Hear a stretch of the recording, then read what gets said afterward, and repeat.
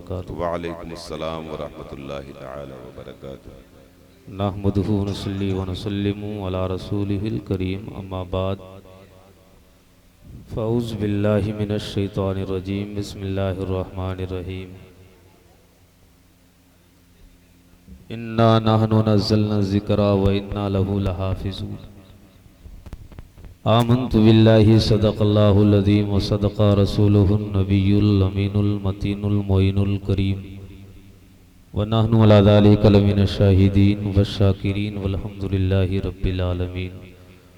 Server कहूँ कि मालिको मौला कहूँ तुझे, वाह वाह वाह, बाग़े खलील का गुले ज़ेबा कहूँ तुझे। तेरे तो वस्फ़े बेतनाई से हैं बरी, हैरा हूँ मेरे शाह क्या क्या कहूँ तुझे। लेकिन रज़ा ने ख़त्मे सुखन इस पे कर दिया, खालिक का बंदा खल्क का आका कहूँ तुझे। वाह वाह वाह वाह वाह, सुभान अल्लाह। आइए बिला ताख़ीर नबी अले नबी के बारगाह में दरूद पाक पढ़ें सल्लल्लाहु अलैहि सल्लल्लाहु अलैहि नबील उम्मीही व आलिही व बारिक वसल्लम। सलातो व सलाम अलैका या रसूल अल्लाह सल्लल्लाहु ताला अलैहि वसल्लम।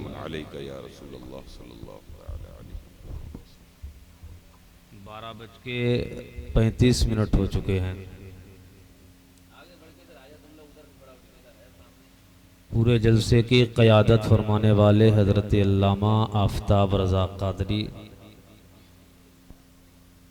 बेहतरीन नक़ाबत के साथ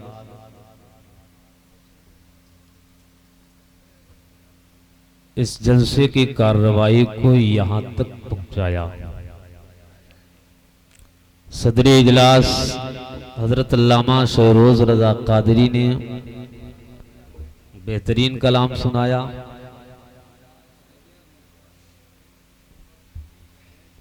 और अब जो है ना सुनने का टाइम ना सुनाने का टाइम। सच बात यही है ना। हाँ, क्योंकि 12 बजे के बाद जो है ना सुनने का टाइम होता ना सुनाने का। अच्छा, आप लोग सबूत दे दें कि आप वाकई सुनने बैठे ना। जरा एक बार मोहब्बत से कह दें या रसूल अल्लाह, सभी लोग मिलकर, ताकि इन्हें लगे कि जितने बैठे हैं वो सब सुनने वाले हैं। भाई आगे बढ़ जाएं, मोहब्बत से कहें या रसूल अल्लाह, या रसूल अल्लाह। माशाअल्लाह माशाअल्लाह, सारे लोग बेदार हैं तो जोर से कह दे या रसूल अल्लाह। गंगा के करीब रहने वाले लोग बहादुर होते हैं, बहादुर, और हर मुकाबले, हर चीज से मुकाबले करने की उनके अंदर हिम्मत होती है। बेशक, हर चीज से। वक्त 1 बज रहा हो, रात के 3 बज रहे हो, ये वक्त से लड़ना भी जानते हैं, वक्त को सही मानों में इस्तेमाल करना भी जानते हैं। वाह वाह वाह वाह वाह वाह वाह। अल्लाह आपको खुशियां अता फरमाए, आमीन आमीन, और सलामत रखे, व करामत रखे, आमीन। हमारे भाई ने ये जलसा सजाया, दिलशाद भाई, हाफिज अरशद साहब के वालिद माशाअल्लाह। दिलशाद भाई ने अपनी बेटी के निकाह की सुन्नत की अदायगी से पहले वाह वाह वाह, नबी करीम सल्लल्लाहु अलैहि वसल्लम की महफिल कायम की। एक बात बता दें कि अल्लाह जो खुशियां अता करता है ये महबूब का सदका है, बेशक नबी का सदका है। अगर बेटा दूल्हा बना है तो मुस्तफा का सदका है, बेटी के माथे पर अगर सेहरी सजेगी तो ये मुस्तफा का सदका है, अगर घर में दूल्हा बनेगा तो भी नबी का सदका। खुशियां जो भी आती हैं ये मुस्तफा के सदके में आती है। किसी ने कहा जब चोट लग जाए दिल पे तब भी मदीने वाले को याद करो, और जब खुशियां अल्लाह अता करे तब भी मदीने वाले को याद करो। दिलशाद भाई ने ये बता दिया हमारी खुशियां सारी मदीने वाले से जुड़ी हैं, यानी जब चोट लगे दिल पे तब भी हमें मुस्तफा की तरफ देखना है, और जब खुशियां मिले तब भी नबी की तरफ देखना कि नहीं देखना है। दिलशाद भाई ने बताया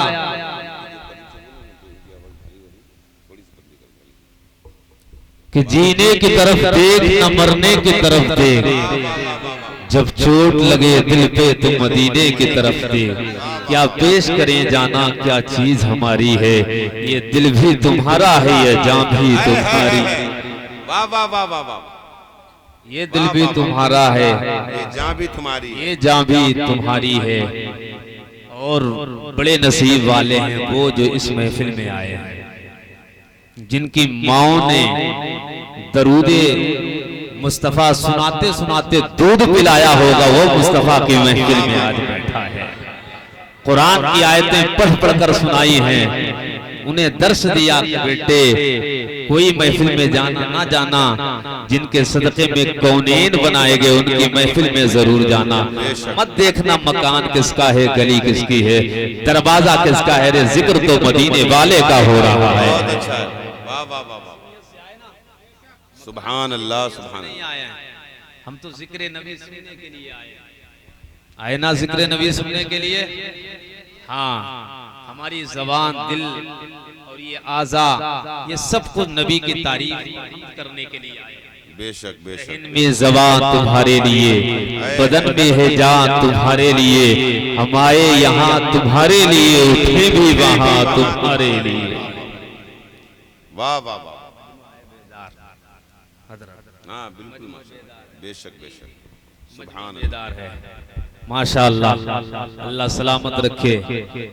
पहली बार धर्मपुर कटरी बनाम हबीब नगर में जी जी, मौलाना शेरोज की जहां पर दरसगाह सजती है, उस गांव में पहली मर्तबा आने का शरफ हासिल हुआ है। इमरान भाई हमारे सामने बैठे हुए हैं, अल्लाह ताला इनके कारोबार में खूब बरकतें अता फरमाए। आमीन सुम्मा। आज हालात बड़े खराब हैं इमरान भाई, हालात इतने खराब हैं कि पूरी दुनिया तुम्हें मिटाने और तुम्हारे मुकद्दस कुरान को मिटाने के पीछे पड़ी है। पूरी दुनिया, चाहे वो अमेरिका की नापाक कोशिशें हो या यहूदो नसारा हो, ये सारे के सारे सिर्फ इस बात की फिराक में है इस्लाम और इस्लाम के मुकद्दस कुरान को मिटा दिया जाए। नादान अपनी आम ख्याली के अंदर है, ना कुरान कल मिटा था, ना कुरान आज मिटा है, ना कयामत तक कुरान मिट सकता है।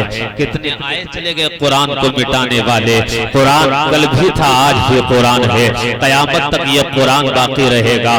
कसम खुदा की इस कुरान को मेरे अल्लाह ने नाजिल फरमाया है और रब ने नाजिल फरमाकर इसकी हिफाजत का ज़म्मा उठाया है। किसी और ने हिफाजत का ज़म्मा नहीं, मेरे रब ने हिफाजत का ज़म्मा लिया है। तौरेत मेरे रब ने नाजिल फरमाई है, हिफाजत का ज़म्मा मेरे अल्लाह ने नहीं उठाया है। इंजील मेरे अल्लाह ने उतारी है, लेकिन हिफाजत का ज़म्मा नहीं उठाया है। और पर दाऊद को अल्लाह ने, दाऊद अलैहिस्सलाम पर ज़बूर को अल्लाह ने उतारा है, हिफाजत का ज़म्मा नहीं उठाया।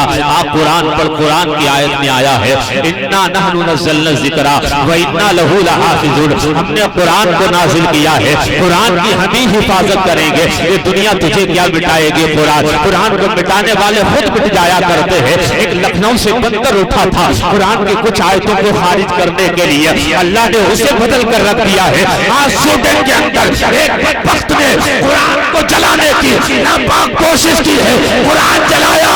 बता दो जालिम को, ये कुरान कल भी कुरान था, आज भी महफूज रहेगा, कयामत तक महफूज रहेगा।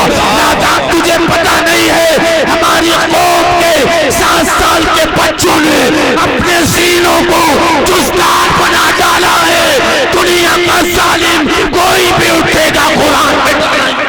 वाह वाह वाह वाह, नारे तकबीर, नारे तकबीर, नारे रिसालत, नारे रिसालत, मसलके आला हजरत उलमाए अहले सुन्नत, नारे तकबीर, नारे रिसालत। वाह वाह वाह वाह वाह, कुरान जलाकर ये समझा के कुरान खत्म कर देंगे, लेकिन कुरान कहां से खत्म करेगा, कहां से कुरान। 7 साल के बच्चों ने अपने सीनों में कुरान को महफूज कर लिया है। और वो माएँ भी बड़ी नसीब वाली हैं जिन माओं ने हाफिज़े कुरान को दूध पिलाया है, आलिमे दीन को दूध पिलाया है। माएँ बड़ी नसीब वाली हैं। और वो बाप जिनकी सुल्ब से ऐसी औलाद दुनिया में आई जो मुस्तफा के दीन की मुहाफिज बनी, कुरान के हाफिज बने, अल्लाह के दीन के आलिम बने। तुझे बताऊं कि हालात खराब है, तुम वहीं पर पड़े हो, अब भी हमें होश में नहीं आया कि हम किसकी कदर ना करें। यार जो हाफिजों के कुरान महफूज है, इन्हीं के जरिए हमारा कुरान महफूज है। अल्लाह ने हमारे सीनों में कुरान उतार दिया है, ये सीनों में कुरान है। कुरान, इन कुरान वालों की अजमत अगर आज आपने नहीं की, इनकी इज्जतें आज आपने नहीं की, ये कुरान के हाफिज अगर चले जाएंगे तो फिर बचाए इस कुरान की अजमत को कौन संभालेगा। आज अगर दुनिया में कुरान की बेहुरमती होती है, यही उलमा मदरसे में पढ़ने वाले, मस्जिदों की इमामत के मुसल्ले इमामत संभालने वाले, मनसूबे इमामत पर फाइज लोग यही आवाज उठाते हैं। जिस दिन तुम्हारे दरमियान से उलमा चले जाएंगे, हुफ़ाज़ व कुर्रा चले जाएंगे, कोई तुम्हारी क़यादत करने वाला नहीं होगा, कोई तुम्हारी रहनुमाई करने वाला नहीं होगा। आज मौलवी को तुमने अगर सूट बूट में देख लिया, हसद में डूबे मरते हो। अगर अच्छा लिबास मौलवी मैंने पहन लिया है तो तुम्हारे अंदर हसद पैदा हो जाता है। यार मौलवी 5000 का है, इसने लिबास इतना अच्छा कैसे पहना है, कहां से इतना रुपया आया है, दौलत आई है। नादान तू नहीं समझता है अल्लाह ने इसकी कमाई में कितनी बरकतें अता फरमाई है। तुम 5-6 हजार को देखते हो, यार अल्लाह गैब से इंतजाम फरमाता है। उनका जो अल्लाह के दिए पर राजी होते हैं, अल्लाह के दिए पर राजी होते हैं, उनका अल्लाह गैब से इंतजाम फरमाता है। कपड़ा ये पहनते हैं, पता दुनिया अपने पेशवा और अपने रहबर को अच्छे लिबास में देखना चाहती है, अच्छे कपड़े में देखना चाहती है, लेकिन कौम मुस्लिम अगर मौलवी ने नया लिबास पहन लिया तो मौलवी के पीछे पड़ गई। अच्छा खाने लगा, मौलवी के पीछे पड़ गई। अच्छी ग़िज़ा इस्तेमाल करने लगा,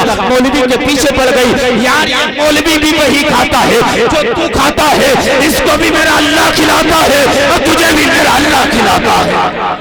वाह वाह वाह वाह वाह वाह वाह वाह। तुम्हें खुश होना चाहिए, खुश होना चाहिए कि कौम का रहबर है। ये अच्छे लिबास पहनेगा तो कौन अच्छा लिबास पहनेगा।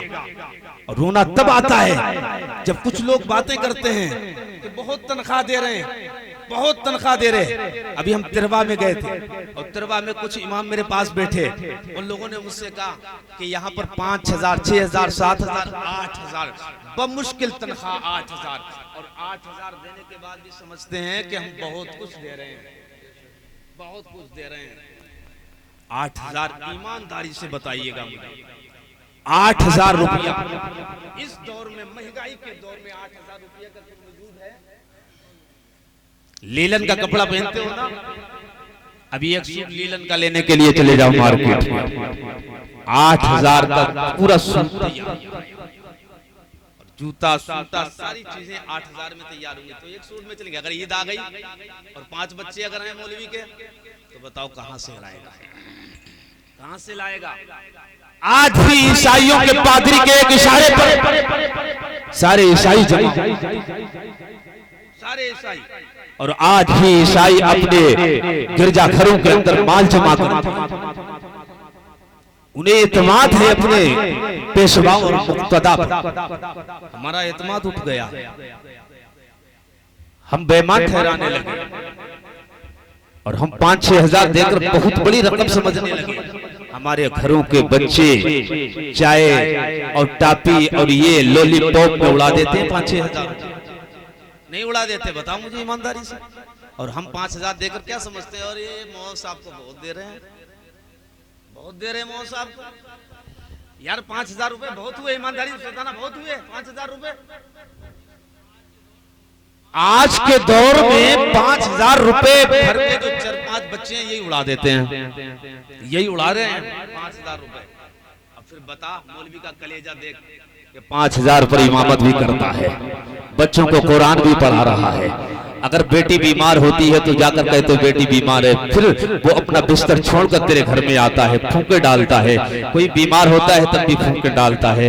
अल्लाह पर ये कलेजा इनका इसलिए नहीं है कि तुमसे इनका लगाव, बल्कि दीन से इनका लगाव है, शरीयत से इनका लगाव है। दीन मुस्तफ़ा की अजमत और कुरान की अजमत को बचाने के खातिर आपके शहर, आपके महल्ले में रुके हैं, वरना घरवार इनका भी है, परिवार इनका भी है, बाप दादा इनके भी है। अरे घर वाले खानदान वाले इनके भी है। अपनी नगरी छोड़कर तुम्हारी नगरी में आए हैं यार, अगर यहाँ भी प्यार नहीं मिलेगा तो कहाँ प्यार मिलेगा यार। माँ बाप को छोड़ा, गली छोड़ी यार, दोस्त छोड़े, तुम्हारी नगरी में आ गए, सिर्फ दीन मुस्तफा के खातिर, रसूलुल्लाह के दीन के खातिर आए हैं। फिर यहाँ आने के बाद भी अगर ताने मिलने लगे और जमाने वाले ये कहने लगे 5-6 हजार देते हैं, 7 हजार देते हैं, 8 हजार देते हैं, फिर बता ये इंसाफ की बात कहाँ से होगी। अगर मुस्तफा के दिल शरीयत का दर्द इनके सीने में नहीं होता तो तुम्हारी बस्तियों की तरफ ये रुख नहीं करते। अगर अज़मत कुरान को बचाना इनके लिए जरूरी नहीं होता तो आज हमारी बस्तियों में आते नहीं। कसम खुदा की ये कुरान के तहफ़्फ़ुज़ के लिए,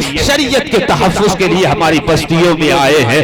जो तुमसे हो सके इनके साथ भलाई कर दिया करो, इनके साथ ऐसी भलाई किया करो कि इनकी सारी जरूरतें हल हो जाया करे। इसलिए कि जब इमाम की जरूरतें पूरी हो जाएंगी उतनी ही खुश दिली के साथ इमाम काम करता है। इमाम अहमद बिन हम्बल का नाम सुना है, बहुत बड़े इमाम है। जब आप मौलवियों को तनख्वाह देते थे तो इतनी भारी रकम देते थे, लोगों ने एतराज किया, जैसे आज के दौर में भी लोग एतराज करते हैं। लोगों ने कहा था इमाम अहमद बिन हम्बल मौलवियों को आप इतना लंबा नजराना देते हैं, तो आपने कहा तुझे पता नहीं, जितनी ज्यादा इनकी तनख्वाहें रखी जाएंगी उतना ज्यादा ये काम करेंगे, उतना ज्यादा काम करेंगे। मौलवी का बच्चा बीमार है और 5,000 रुपए हैं, 10,000 की जरूरत है, तो बता नमाज तो पढ़ा रहेगा, मुसल्ले पर खड़ा होगा, लेकिन दिल जाएगा ना बच्चे की तरफ। बच्चा बीमार, 10,000 रुपए का इंतजाम करना है, दिल तो वहीं लगा होगा, नहीं लगा होगा। फिर हमारी नमाजें, जब इमाम ही बच्चे पर पूरा जहन और उसका दिमाग बच्चे पर, हम उसकी इक्तिदा में नमाज पढ़ रहे हैं, न खुशू और खुजू उसका बाकी रहता है। चाय ला दियो, एक तरफ से ला दियो, बैठ के दे दो, एक तरफ बैठ के दे दो, पढ़ा दो। वालिदैन अपने बच्चों को कुरान पढ़ाओ, बेटियों को कुरान पढ़ाओ, बेटों को कुरान पढ़ाओ। ये कुरान के कारी हो और कुरान अपने सीने में महफूज करें ताकि मरने के बाद तुम्हारी कब्र पर जाएं तो सूरह फातिहा की तिलावत कर सकें। कुछ नहीं उनसे मिल सकता है, उनको पढ़ाओ कुरान और कुरान का कारी बनाओ। आज लोग कहते हैं कि हुसैन ने मैदान करबला में हक अदा कर दिया। नादान, हुसैन ने करबला में हक बाद में अदा किया। पहले मदीने में फातिमा ने माँ होने का हक अदा कर दिया, अली ने बाप होने का हक अदा कर दिया, तब जाकर हुसैन ने करबला में हक अदा किया। तुम्हें पता है अली कौन? अली कौन है? सुनो, हजरत अली कौन? हजरत अली की ने एक बार कहा सैयदा फातिमा, तुम कुरान कितनी देर में पढ़ती हो? तो सैयदा फातिमा ने कहा मैं चक्की चलाती हूँ, दाना डालती हूँ, और दाना डालने के बाद जब चक्की को घुमाती हूँ तो एक पार्ट तब मुकम्मल होता है जब सैयदा का कुरान मुकम्मल हो जाता है।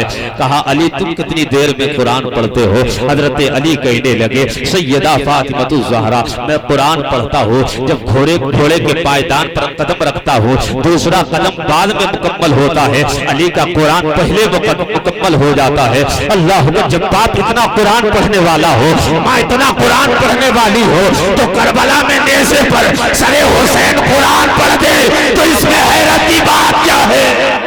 वाह वाह वाह वाह वाह वाह वाह वाह वाह वाह वाह वाह,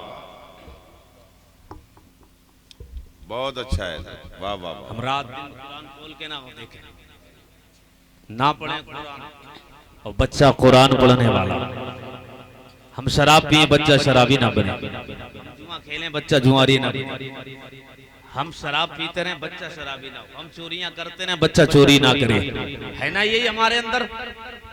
यही है। अपने आप को बदलना पड़ेगा।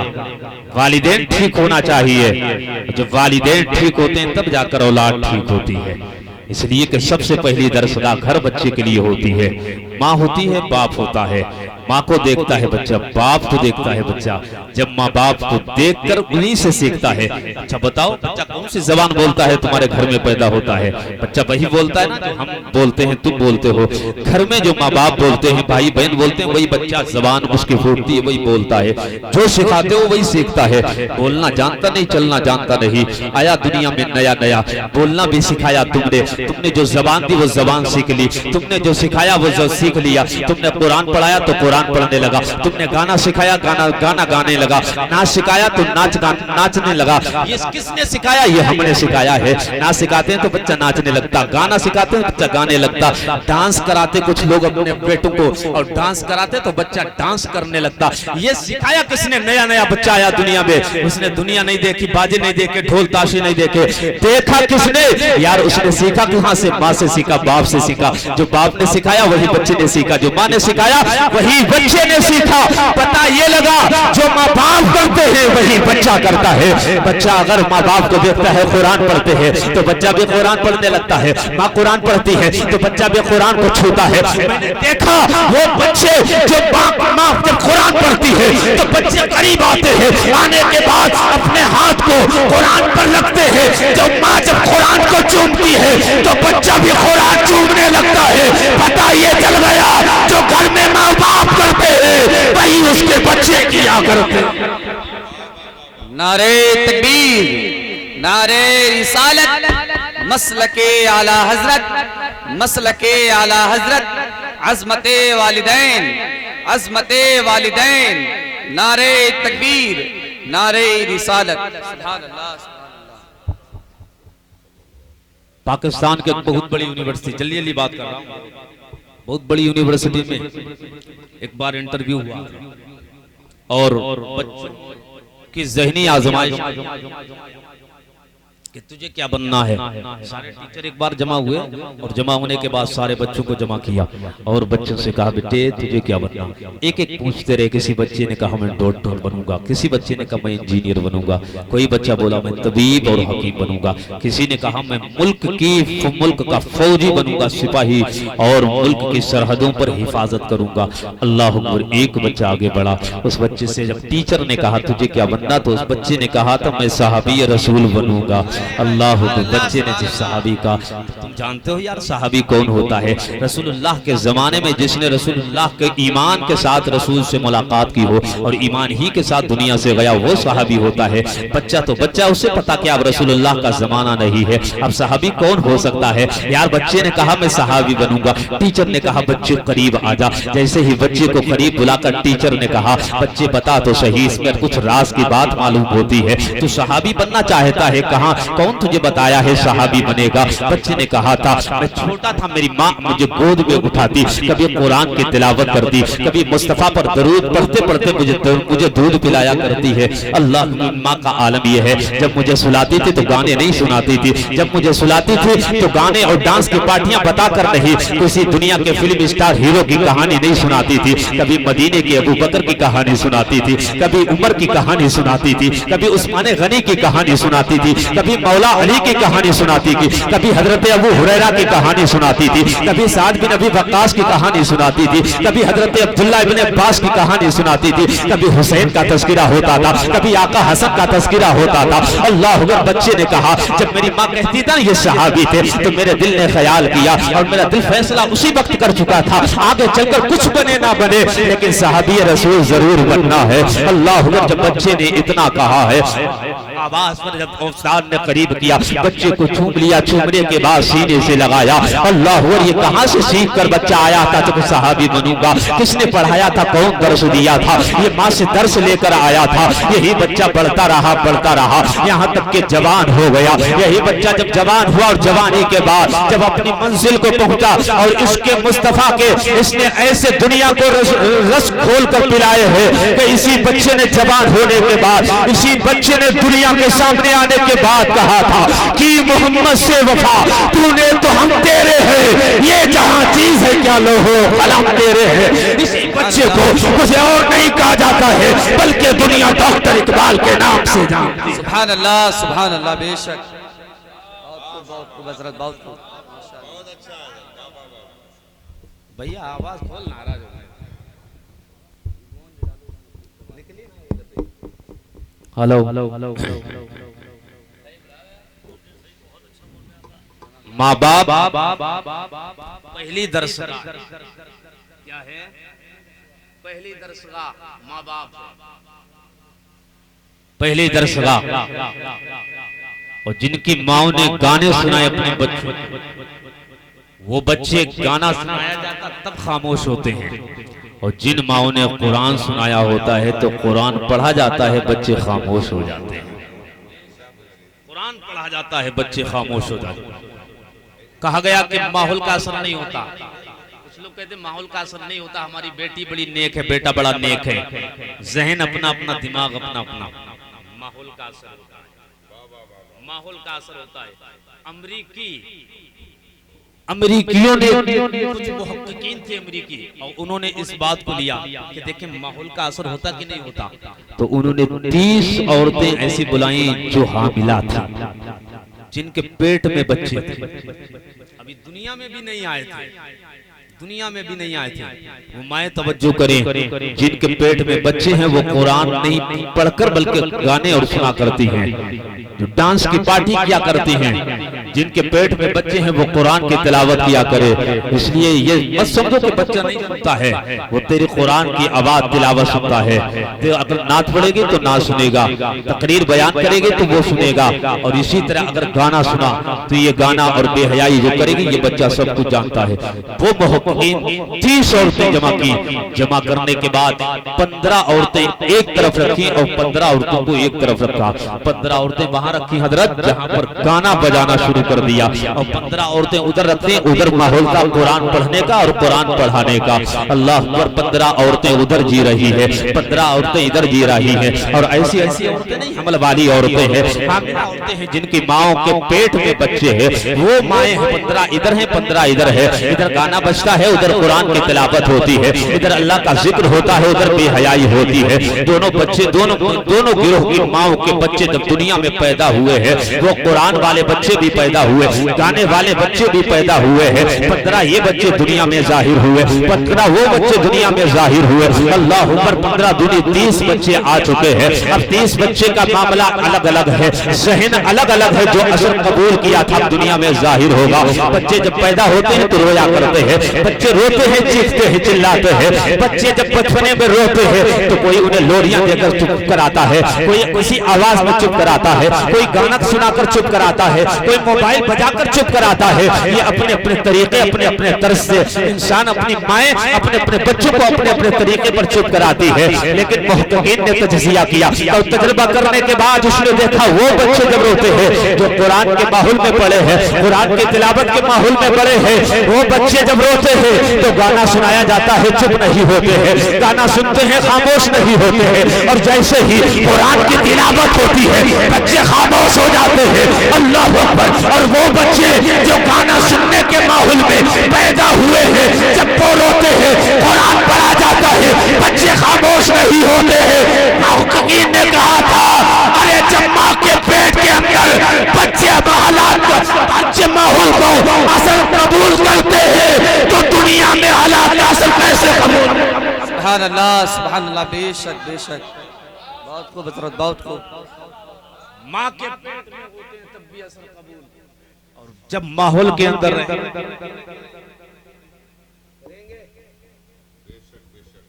सिखाओ, अच्छे माहौल में रहे, तरबियत अच्छी दो।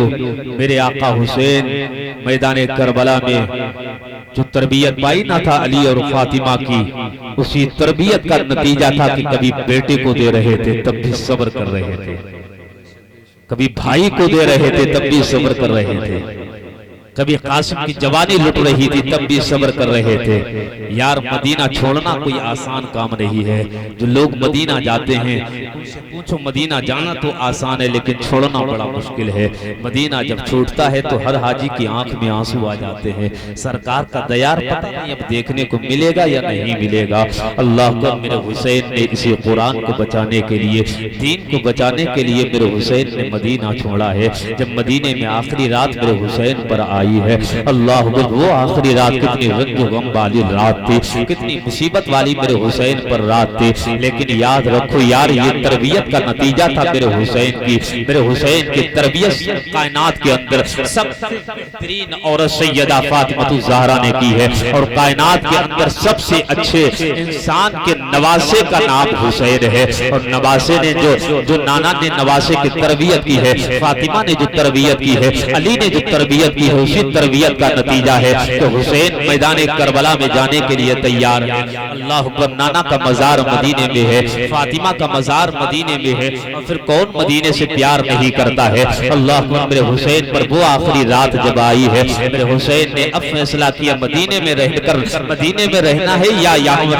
मदीने में रहना है। अगर मदीने में रहेंगे तो यजीद के हाथ पर बैत करना पड़ेगी। मेरे आका हुसैन जानते अगर बैत नहीं की है तो यहाँ पर खून बहेगा, मदीने की हुर्मत पामाल हो जाएगी, तकद्दुस मदीने के मिट जाएगा।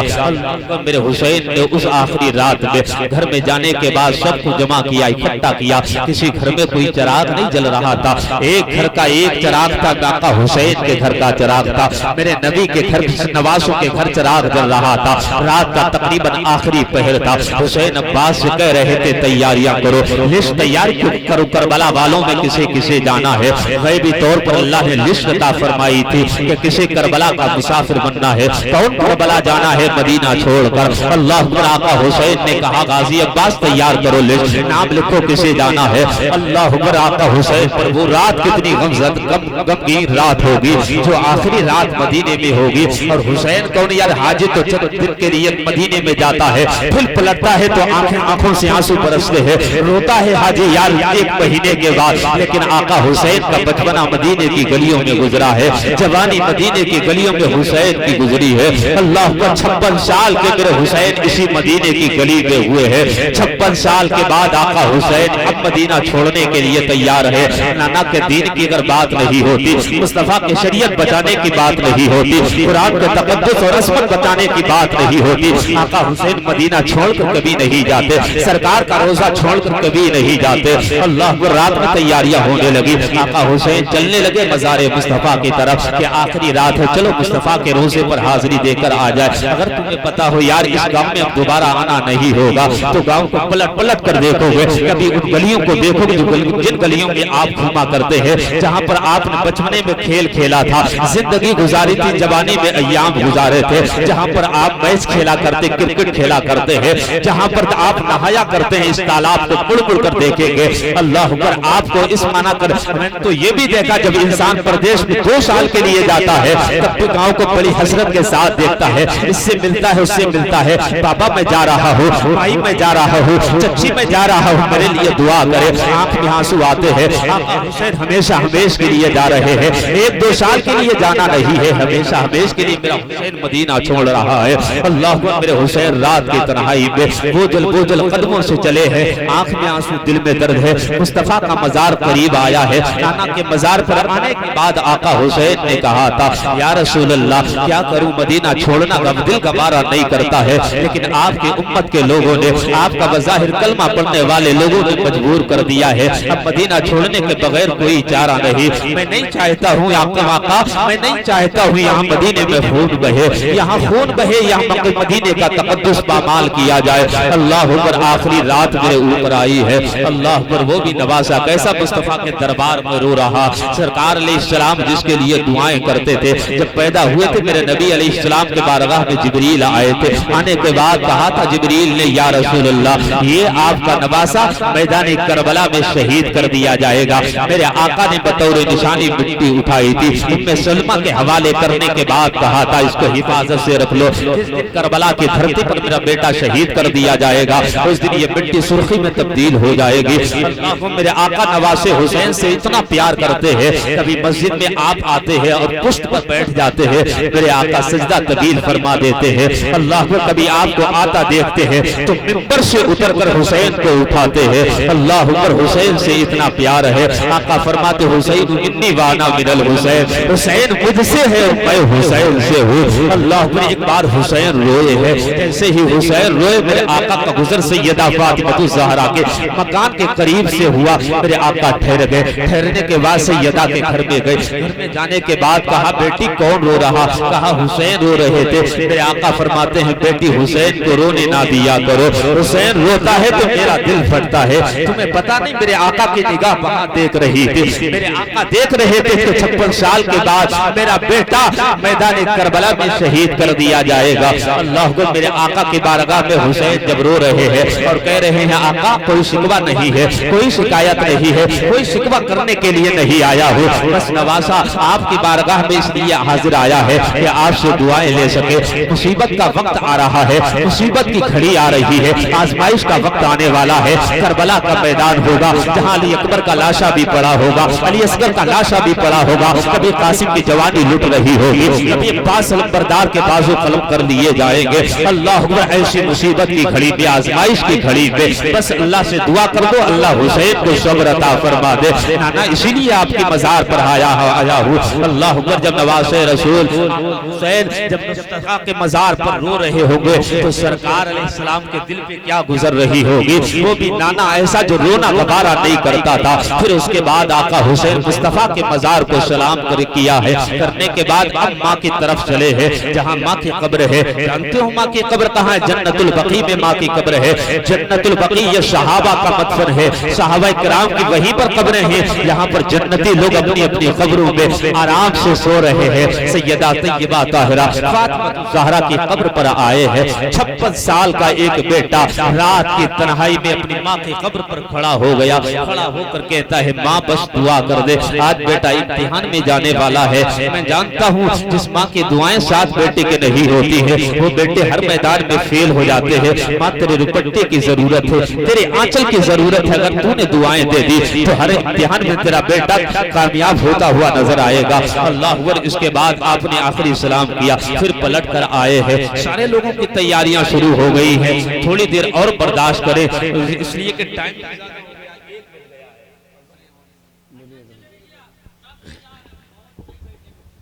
सब सही नहीं बैठे, कुछ लोग चले भी गए।